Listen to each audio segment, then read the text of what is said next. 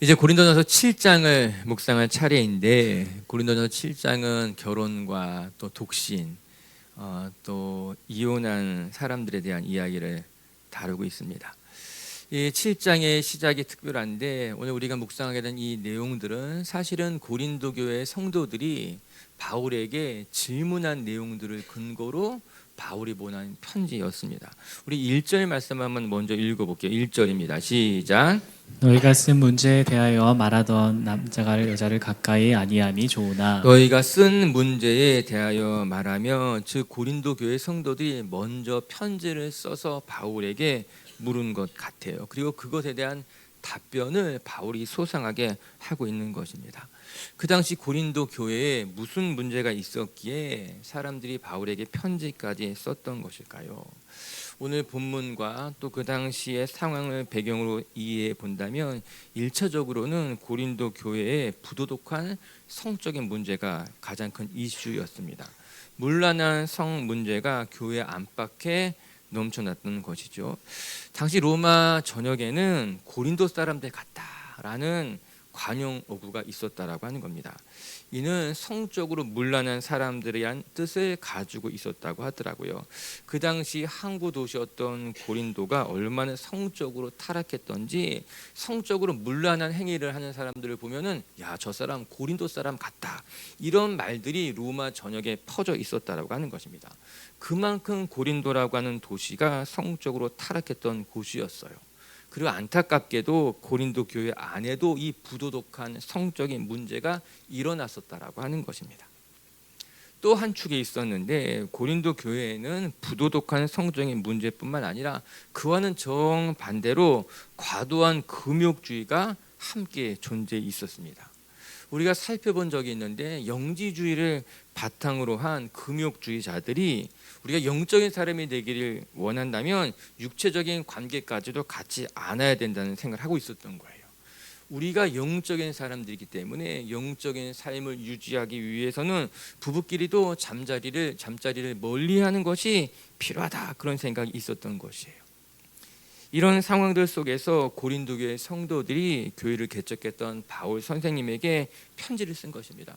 결혼이란 무엇이고 어떻게 하는 것이 건강한 가정을 만들어가는 것입니까? 또 우리 가운데 이런저런 문제로 이혼을 생각하고 있는 사람들이 있었는데 그들에게 우리가 어떻게 대하는 것이 맞는 것입니까? 편지를 쓴 것입니다.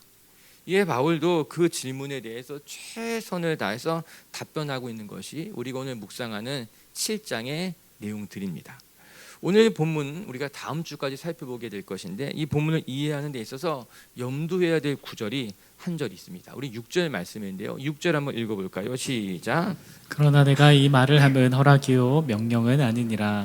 그러나 내가 이렇게 말하는 것은 허락이요 명령이 아닙니다. 즉 이 말은 나의 권면이니 여러분이 듣고 허락해 주셨으면 좋겠던 것입니다. 그리고 하나님의 명령은 아닙니다 라는 말을 바울이 덧붙이고 있더라고요. 내 말을 참고 해서 여러분이 듣고 허락해 주시면 좋을 것 같습니다. 그러나 이것이 하나님의 명령은 아니에요 라고 겸손하게 말하고 있는 모습입니다. 이 6절의 말씀이 오늘 본문을 이해하는데 중요한 열쇠가 될 수 있어요. 지금으로부터 약 2000년 전에 우리나라와는 정반대되는 곳에서 일어난 사건들입니다. 이 고린도에서 일어난 이 사건들을 우리가 지금 이 시대에 어떻게 이해하고 해석하는가는 성경을 바르게 이해하는데 매우 중요한 요소가 될 수 있습니다. 그 당시의 문화와 지금이 똑같지가 않지요. 그렇기 때문에 오늘 본문을 대할 때 우리는 문자적인 해석을 넘어서서 성경이 우리에게 가르치고자 하시는 신앙의 원칙을 발견하는 것이 필요합니다. 바울의 편지 속에서 하나님께서 자기 백성들에게 원하시는 하나님의 마음이 무엇인지를 조심스럽게 헤아리고 그 말씀을 따라가는 것이 오늘 본문을 통해서 우리가 발견해야만 하는 귀한 영적인 교훈이라고 하는 거예요. 이제 결혼한 사람들 혹은 결혼하지 않은 사람들 그리고 과부들에 대해서 전하는 메시지를 들으면서 전 우리 비치교회 식구들의 삶이 또 여러분의 신앙의 성숙이 더 깊어질 수 있기를 주님의 이름으로 축복합니다.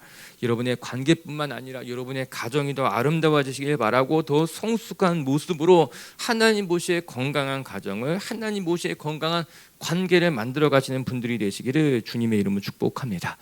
첫 번째 말씀을 통해 우리가 기억해야 될 것은 하나님이 기뻐하시는 가정은 서로에 대한 책임을 다할 줄 알아야 된다라고 하는 거예요. 더 나아가서 자신을 위해 사는 것이 아니라 서로를 위해서 살아갈 때에 그 가정이 하나님 보시기에 건강한 가정이라고 하는 것입니다. 1절부터 7절까지는 부부에 대한 권면입니다. 특히 그 당시에 부도덕한 성문화 속에서 어떻게 자신을 지키고 가정을 지키는지에 대해서 말해주고 있어요. 그 중에 5절은 금욕주의자들에 대한 실제적인 삶의 교훈도 말해주고 있습니다. 우리 먼저 2절과 3절을 한번 읽어볼까요? 2절, 3절 말씀 시작.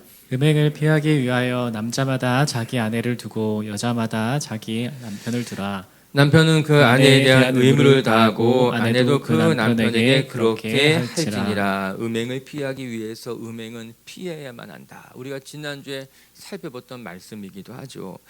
우리 읽었던 2절과 3절의 말씀에서 가장 중요한 단어를 하나 꼽으라고 한다면 의무를 다하고 이 말씀일 거예요. 여기에 밑줄을 그시고 우리가 기억해야만 합니다. 가정 안에서 부부에게 권면해 주는 바울의 첫 번째 교훈이 무엇인가? 서로가 의무를 다해야 된다라고 하는 것입니다. 상황적인 것을 먼저 생각해 본다면 잠자리에 대한 의무를 다하는 것이지만 그에 앞서서 원칙적인 면에 있어서는 부부가 서로가 서로에 대한 의무를 다하는 것이 마땅하다라고 하는 것이에요. 권리만 요구하는 것이 아니라 너에게 있는 의무, 책임을 다하는 것이 관계가 온전해지는데 반드시 필요하다라고 하는 것입니다. 여러분, 인간의 본성이 이기적인 것일까? 아니면 이타적인 것일까? 여러분의 생각 어떻습니까? 인간의 타락을 강조하는 입장에서 본다면 인간은 본래 이기적이라고 이야기합니다. 우리의 죄성으로 말미암아 인간은 타고나면서부터 이기적인 존재라고 하는 거예요.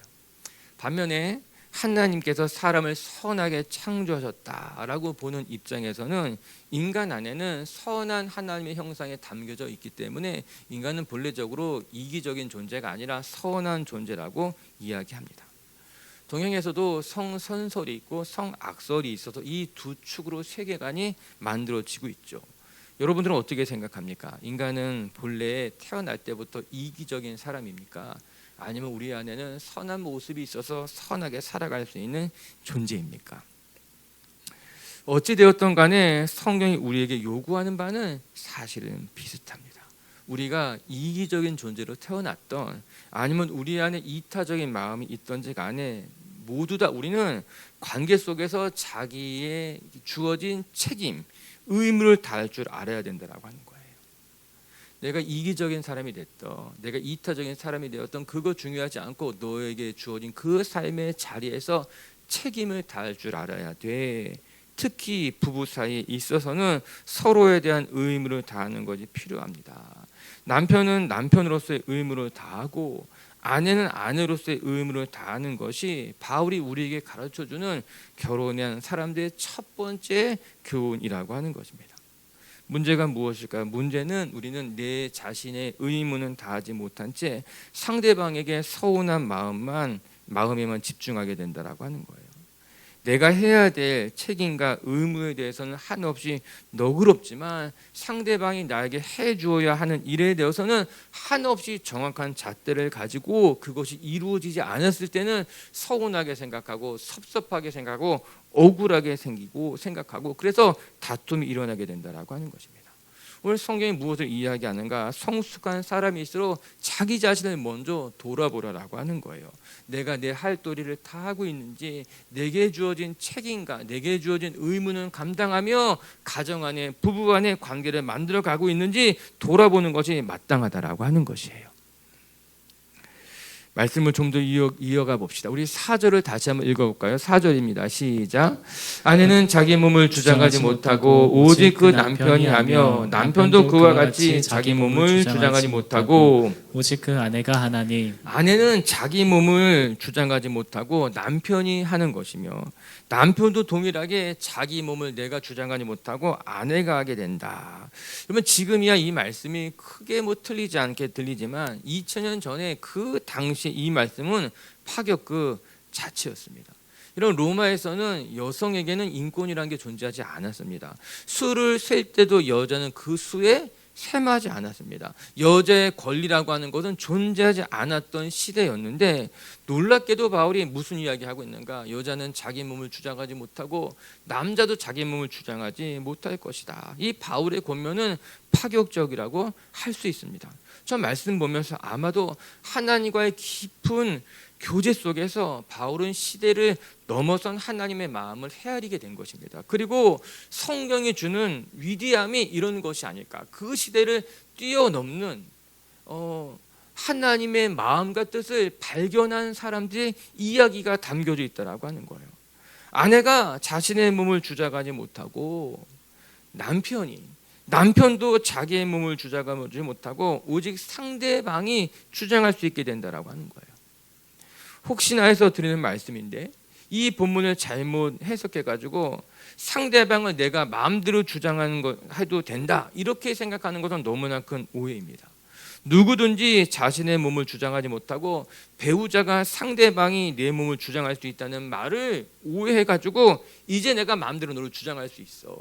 이가 내 마음대로 당신을 이게 말할 수 있어. 성경이 그렇게 이야기하니까는 당신은 내 말대로 행해야 돼. 라고 이해하는 것은 성경을 완전히 곡해하는 거예요. 왜곡하는 것이 아니라 왜곡하는 것이에요. 바울의 권면은 각자 자기의 욕심대로 행할 것이 아니라 상대방을 배려할 것이며 상대방이 요구하는 것에 있어서 내가 수용하고 그 사람을 위해서 행할 줄 알아야 된다라고 하는 거예요.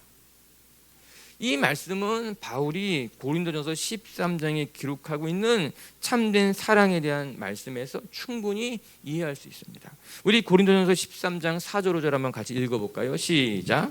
사랑은 오래 참고 사랑은 온유하며 시기하지 아니하며 사랑은 자랑하지 아니하며 교만하지 아니하며 무례히 행하지 아니하며 자기의 유익을 구하지 아니하며 속내지 아니하며 악한 것을 생각지 아니하며 사랑에 대한 정의인데 여기에서 눈에 띄는 것이 무엇일까? 사랑은 오래 참고 온유하고 시기하지 아니하며 그리고 5절에 보게 되면은 사랑은 무례히 행하지 않고 그리고 뭐라고 나옵니까?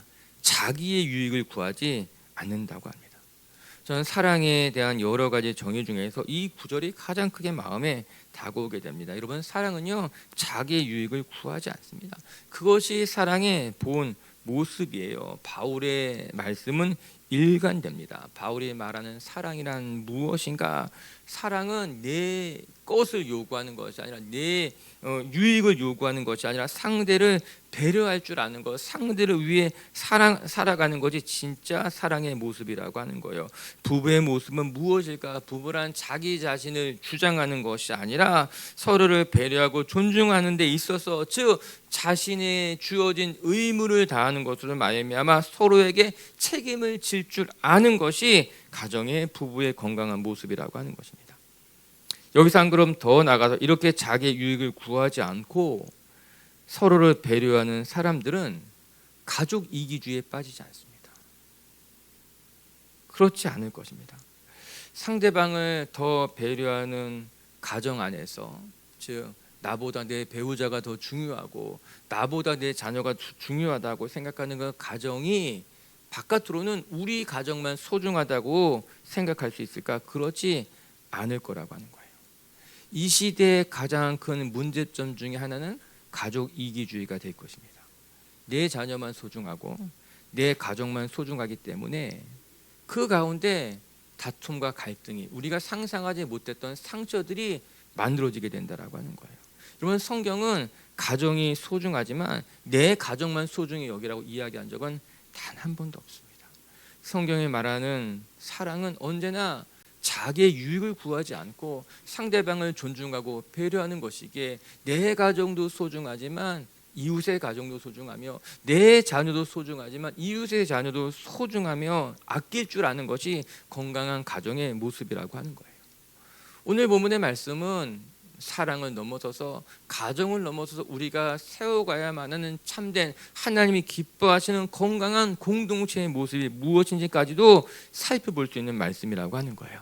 전 우리 비치교회 식구들이 서로가 서로를 배려하고 존중하는 것으로 말미암아 여러분의 관계가, 여러분의 가정이 더 건강해지고 성숙해지기를 주님의 이름으로 축복합니다. 내게 맡겨진 책임과 의무에 대해서 정말 잘 행하는 것으로 말미암아 상대방에게 요구하는 것이 아니라 내가 먼저 지켜나갈 때에 하나님의 은혜가 우리 안에 가득하게 넘쳐나게 될 줄로 믿습니다. 두 번째 또 말씀 중에 배우는 것은 결혼이라고 하는 것은 하나님의 영광을 드러내는 통로가 되어야 된다라고 하는 것입니다.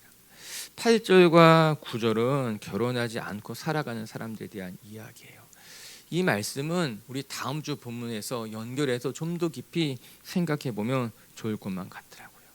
그리고 10절부터 16절까지는 결혼한 가정에 대한 이야기인데 특별히 불신자와 결혼하는 것에 대한 권면의 말씀이 이어집니다. 우리 먼저 10절과 11절 한번 읽어볼게요. 10절 11절 시작. 결혼한 자들에게 내가 명하노니 명하는 자는 내가 아니요 주시라. 여자는 남편에게서 갈라서지 말고 만일 갈라섰으면 그대로 지내든지 다시 그 남편과 화합하든지 하라. 남편도 아내를 버리지 말라. 바로 먼저 가정을 이루었으면 가능한 한 갈라서지 않아야 된다 이렇게 말해주고 있어요. 또한 이미 갈라섰다면 또 그것까지도 말해주고 있습니다. 물론 예외적인 경우들도 있을 거예요. 이제 결혼을 했지만 어쩔 수 없이 이혼한 경우들이 있죠. 결혼한 후에 누가 갈라서고 싶겠습니까? 그러나 갈라설 수밖에 없는 상황에 놓여질 때가 있는 거예요. 그래서 보면 갈라설 수밖에 없는 형편이 생기는 경우들이 있고요. 그리고 갈라설 수밖에 없는 상황이지만 그럼에도 불구하고 자녀들을 바라보면서 참고 살아가는 분들도 계실 것입니다. 그렇기 때문에 오늘 이 본문을 무엇이 하나님의 뜻이냐 일괄적으로 말하는 것은 쉽지 않을 것만 같습니다. 그래서 가정상담이 목회자에겐 사실 쉽지가 않습니다. 100가지 헤어질 이유가 있어서 찾아왔지만 헤어지지 않는 경우가 있고 그렇게 크게 헤어질 이유가 아닌데도 불구하고 또 헤어지는 분들이 있더라고요. 또한 정말 헤어질 것 같은 위기를 여러 번 겪었지만 그럼에도 불구하고 잘 헤어지지 않고 사시는 분들도 있습니다. 그래서 지금이 이혼할 때인지 아니면 절대 이혼하면 안 되는 상황인지 이게 함부로 속단해서 조언하는 것이 이게 목회자가 사실 쉬운 것은 아니에요. 특히 공동체 안에 이제 부부가 같이 상담하게 될 경우에는 더 조심스럽더라고요. 부부지만 입장이 다르고 또 그 안에 있었던 일들을 다 헤아리기가 어렵고 그래서 바울이 조심스럽게 이야기합니다. 오늘 말씀을 읽어보게 되면 바울이 매우 조심스럽게 다가가는 것을 발견할 수 있습니다. 이것은 허락이요 명령이 아닙니다. 이것은 내 생각이고 볼 수 있는 거죠. 그런데 전 오늘 말씀을 쭉 읽어 내려가 보면서 바울이 고린도 교회 성도들의 이 문제에 대해서 정성스럽게 답변을 해주고 있고 이 말씀을 고린도 교회 성도들이 정성스럽게 받아들일 것을 생각해 보니 감사한 생각이 들었던 거예요.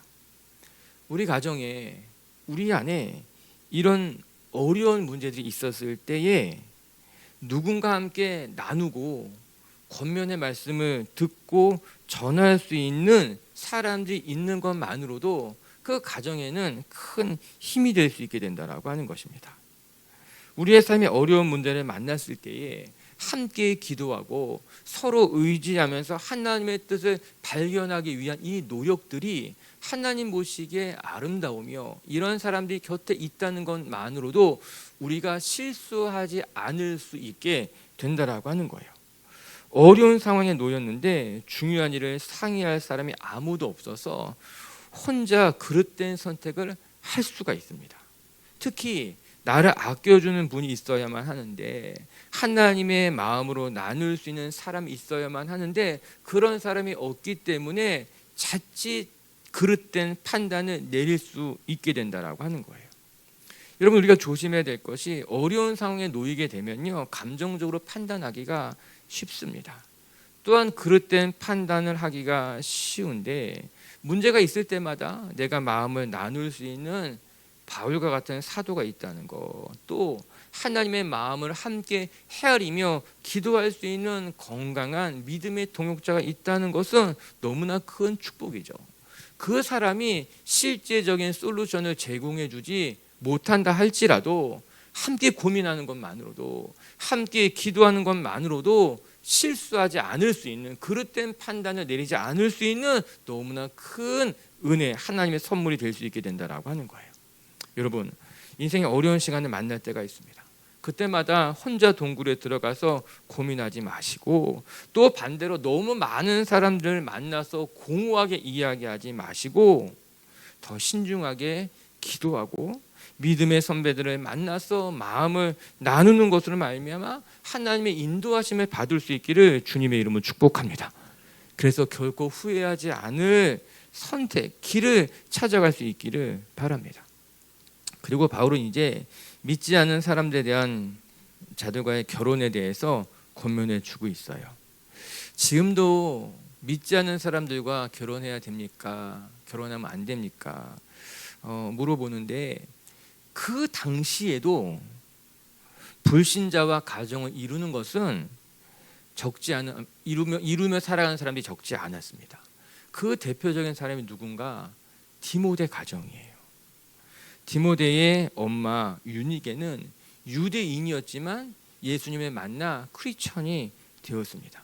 성경에 기록하기를 디모데가 충성스러운 사람이 될 수 있었던 것은 그의 어머니로부터 어려서부터 성경을 배웠기 때문이라고 말해주고 있습니다. 디모데 어머니 유니게뿐만이 아니라 그녀의 어머니 디모데 할머니도 신실한 크리스천이었습니다. 그래서 디모데의 믿음은 그의 할머니 로이스에게서부터 유니게로 흘러왔고, 유니게에서부터 디모데까지 전해지게 된 것이죠.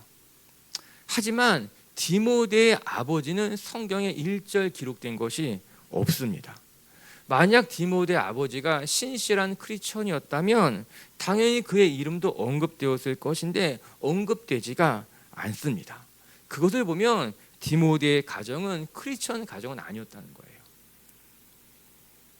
뿐만 아니라 디모데가 할례를 받지 않았던 것이 성경에 나옵니다.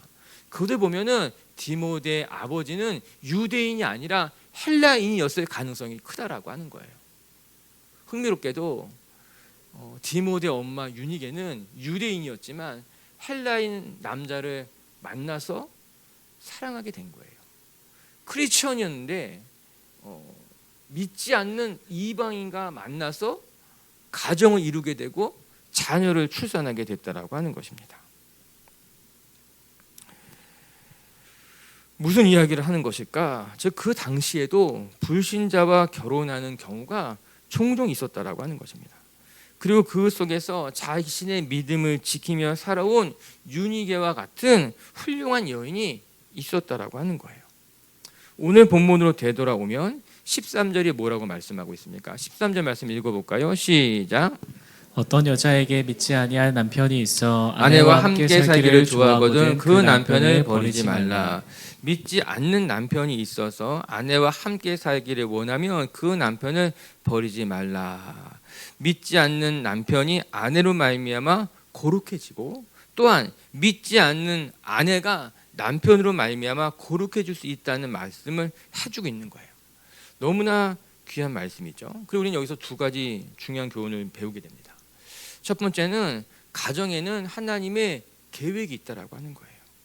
결혼을 단지 두 사람만의 일로 생각할 것이 아니라 결혼을 통해서 하나님이 그 가정에게 이루고자 하시는 하나님의 뜻이 또 있다라고 하는 것입니다. 이 결혼을 통해서 이렇게 만들어지는 가정을 통해서 하나님이 이 가정 안에 원하시는 것, 너의 믿음을 통해 너의 배우자가 하나님을 만날 수도 있고, 반대로 또 다른 이의 믿음을 통해 그 배우자가 하나님을 만날 수 있는 것이 아니냐. 그래서 결혼을 통해서 하나님이 이루고자 하시는 뜻이 있다라고 하는 겁니다. 두 번째는 결혼은 단지 나를 위한 것이 아니라 상대를 위한 것이 또 돼야 된다라고 하는 거예요. 나를 통해서 상대가 거룩해질 수 있음을 기억해라. 이 말씀이 무엇이겠습니까? 남편이 아내 때문에 하나님을 만나 하나님의 사람으로 변화될 수 있다는 거죠. 반대로 아내가 남편으로 말미암아 영적으로 성장해질 수 있게 된다라고 하는 것입니다. 즉, 그 결혼을 통해서 하나님이 나를 성장시킬 뿐만 아니라 상대방도 성장시키는 것이기에 결혼은 나를 위한 것이 아니라 나만을 위한 것이 아니라고 하는 거예요. 이렇게 말하면 큰 공경에 처한 가정에 무조건 헤어지면 안 돼, 이렇게 말하는 것 같아서 조심스러운 면이 있습니다. 헤어지는 것은 하나님의 뜻이 아니야, 이렇게 말하는 것은 또 아니에요. 상황마다 다 다를 수 있습니다. 그런데 불신자와의 결혼과 가정을 통해서 하나님이 이루고자 하시는 뜻이 있다는 것을 우리가 마음에 염두에 두고 일을 풀어갈 줄 알아야 된다라고 하는 것입니다. 여러분, 가정의 불행은 어디에서부터 오는가? 이 가정이 나를 위한 가정이 돼야 된다라고 하는 생각에서부터 시작이 됩니다. 내가 쉴 수 있는 가정이 돼야지, 내가 행복한 가정이 돼야지, 이 가정에서 내가 중요하지, 여기에서부터 갈등이 생기게 된다라고 하는 거예요. 여러분, 나를 위한 가정이지 않습니다. 가정에서 내가 행복해져야지, 내가 더 좋아야지, 여러분, 거기에서부터 가정에 갈등이 생기게 되는 거예요.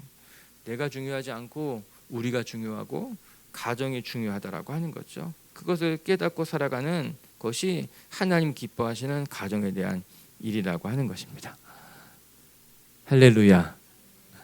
오늘도 우리가 좀 더 건강한 관계를 만들어가고 좀 더 건강한 가정을 세우기 위해서 더 기도하며 성숙되어져 갈 수 있기를 주님의 이름으로 축복합니다. 이 중에는 결혼한 분도 계시고 또 아직 결혼하지 않은 분도 계시고 또 청소년들도 있어서 오늘 본문을 어떻게 하면 좋을까 고민을 많이 했어요. 그러나 있는 본문을 묵상할 차례가 되었으니 묵상하는 거죠. 나중에 결혼할 때를 생각해서 말씀을 마음판에 새기시기를 주의 이름으로 축복합니다. 세 번째, 우리 오늘 말씀 중에 배우는 것은 그래서 어떻게 살아가야 합니까? 각자 부르신 부름에 따라 살아가는 것이 맞습니다. 이야기합니다. 한번 따라해 볼까요? 부르신 대로 살아가면 됩니다. 시작. 부르신 대로 살아가면 됩니다. 우리 17절 말씀 큰 소리로 읽어볼게요. 시작. 오직 주께서 각 사람에게 나눠주신 하나님이 각 사람에게 부르신 그대로 행하라. 내가 모든 교회에서 이와 같이 명하노라. 이 17절의 말씀이 우리가 묵상하는 말씀을 적용하는 데 있어서 가장 중요한 말씀이지 않을까 싶습니다. 바울은 결혼한 사람들과 그리고 아직 결혼하지 않은 사람들, 그리고 결혼을 했지만 이런저런 이유로 헤어진 사람들에게 대해서 오늘 권면의 말씀을 길게 이어져 주고 있어요. 그 중에는 불신자와 결혼한 사람도 있었던 건 아니겠습니까? 사실 다양한 케이스입니다. 이렇게 다양한 상황들 속에서 뭐가 정답이다 일괄적으로 이야기할 수는 없지만 바울은 이런 말씀을 전해주고 있습니다. 각자 부르신 그 부름에 합당하게 살아가는 것이 맞습니다.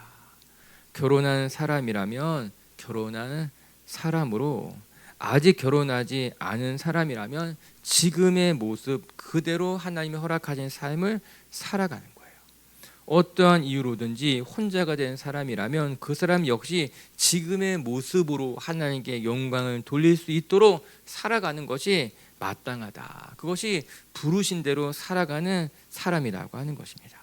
여러분, 하나님의 부르신 대로 살아간다고 하는 것은 각자 고유한 삶이 있음을 말해주고 있는 거예요. 각자에게 주어진 각자의 삶이 있다라고 하는 것입니다. 어떤 사람은 이런 모습으로 살아가고 또 어떤 사람은 저런 모습으로 살아가게 된다라고 하는 거예요. 그렇기 때문에 부르신 대로 살아가는 삶이란 결코 남들과 비교하지 않는 것입니다. 누구는 일찍 결혼해서 또 누구는 좋은 사람 만나서 누구는 저렇게 편안하게 사는 것 같고 왜 나는 이렇게 어려운 삶을 살아가야 하는 것인가. 여러분, 남과 비교하는 것만큼 어리석은 것이 없습니다. 내 삶은 하나님이 나에게 주신 유일한 것이기 때문에 우리는 각자 부르신 부름대로 살아가는 거예요. 콤플렉스는 아니지만 저는 좀 키가 컸으면 좋겠습니다. 좀 커서 요 윗동네의 공기를 마셔보고 싶어요. 저는 손이 좀 커서 이렇게 성도들과 악수를 했을 때 좀 듬직한 손이고 싶은데 제 손은 그냥 기타 치기에 편한 손이에요. 가늘가늘 해가지고. 콤플렉스는 아니지만 제 마음속에 그런 생각이 들 때가 있는 거죠. 하지만 그 생각이 오래 가지 않습니다. 내가 이만한데 어떡할 거예요? 내가 이만하게 태어났는데 어떡할 거예요? 내 손이 그렇게 크지 않고 그냥 이렇게 생긴 건데 어떡할 거예요?